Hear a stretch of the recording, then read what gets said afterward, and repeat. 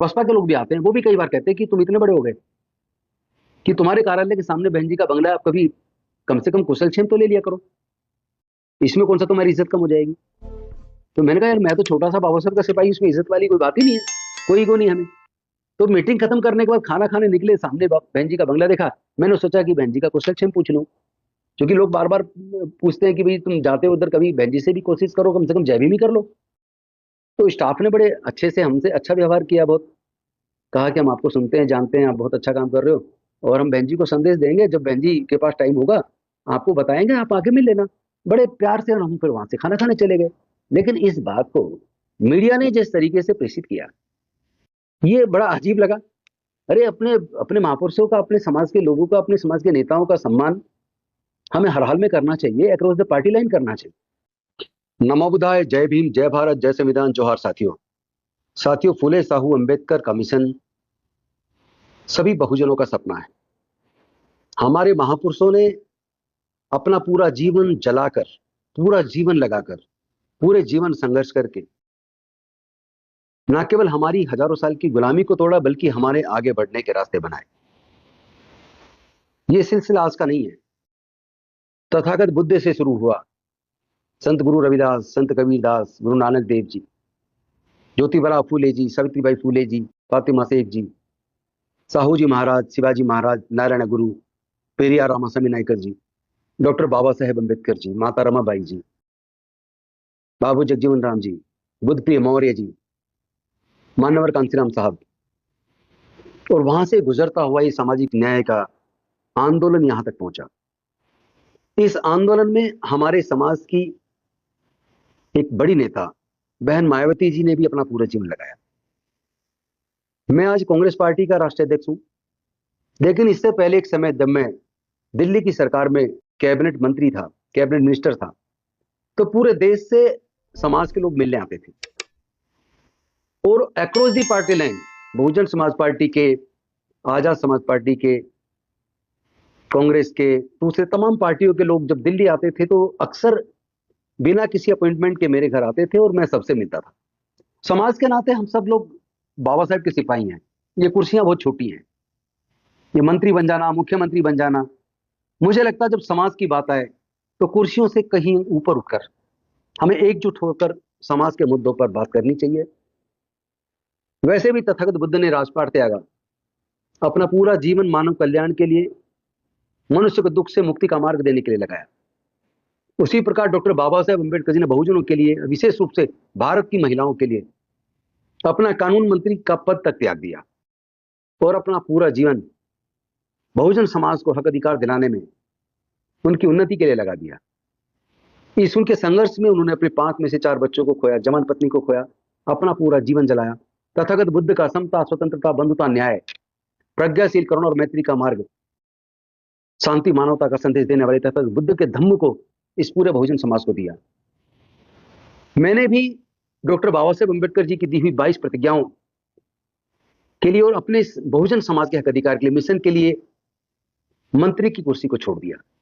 क्योंकि कुर्सियां आएंगी जाएंगी, लेकिन समाज का दर्द, समाज के मुद्दे, हमारे बच्चों के आने वाले भविष्य की जो परेशानियां हैं, जो दिख रही हैं, उसके लिए लड़ना जरूरी है। आज मैं कांग्रेस पार्टी का ऐसे डिपार्टमेंट का अध्यक्ष हूं, लेकिन मैं भी इतना बड़ा नहीं हो गया कि मैं अपने समाज के लोगों की इज्जत ना करूं, अपने बुजुर्गों की इज्जत ना करूं। जब मैं बॉम्बे जाता हूं तो अक्सर डॉक्टर बाबा साहेब अम्बेडकर के घर राजगिरी भी जाता हूं। अक्सर बाबा साहेब के पोतों से, जो अपनी एक पार्टी चलाते हैं, मैं उनसे भी मिलता हूं, चाहे प्रकाश जी हो, चाहे भीमराव अम्बेडकर जी हो। जब भी अवसर मिलता है मैं बिना अपॉइंटमेंट के उनसे भी मिलता हूं। और मेरे घर पे भी लोग बिना किसी अपॉइंटमेंट के, बिना पहले पूर्व सूचना के आते हैं, पूरे देश से आते हैं, मैं सबसे मिलता हूं। क्योंकि हमारा मिशन का रिश्ता है, हमारा विचार का रिश्ता है। मेरा मानना है खून के रिश्ते से बड़ा विचार का रिश्ता होता है। पार्टियों से ऊपर उठकर हमें समाज के मुद्दों पर कम से कम समाज में बैठ के चर्चा करनी चाहिए। इसी कड़ी में अभी कल न्यायोदय राहुल गांधी जी ने वीरा पासी जी की मूर्ति का अनावरण किया और परसों लखनऊ के कांग्रेस कार्यालय में वीरा पासी जी की मूर्ति के अनावरण का जो कार्यक्रम हुआ, जो सभा हुई, उसकी तैयारी की बैठक थी। और उस तैयारी बैठक में अनेकों संगठनों के लोग आए थे, सामाजिक संगठनों के, सिविल सोसाइटी के लोग थे, ऐसे डिपार्टमेंट के भी लोग थे।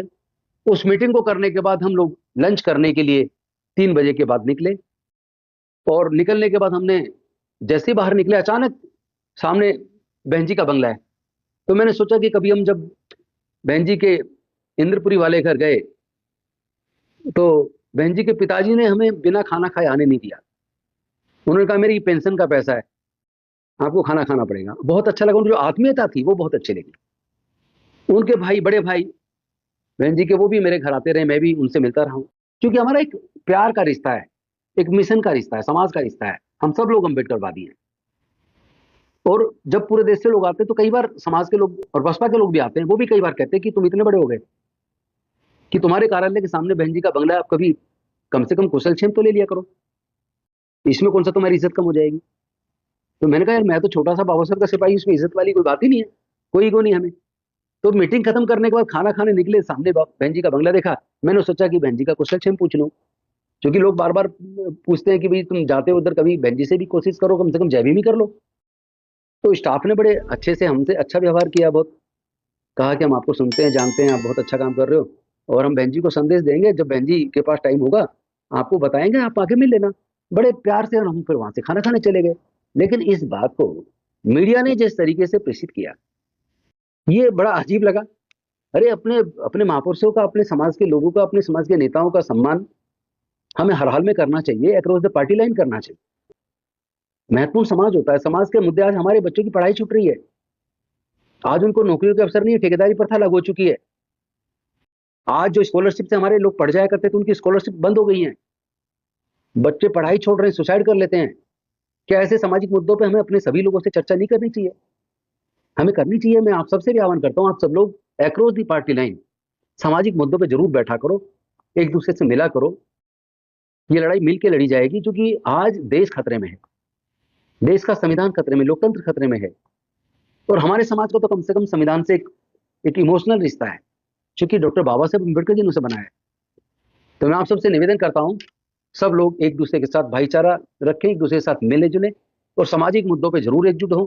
और आज जो पार्टी सत्ता में है, जो देश को कुचल रही है, देश के संविधान और प्रजातंत्र के लिए खतरा बन गई है, तो उसके खिलाफ तो सब लोग एकजुट होकर संविधान बचाने की लड़ाई को लड़ो, तो मैं समझता हूँ देश बचेगा। और देश से बड़ा कोई नहीं है, हम भी नहीं है। नमो बुद्धाय, जय भीम, जय भारत, जय संविधान, जोहार, धन्यवाद।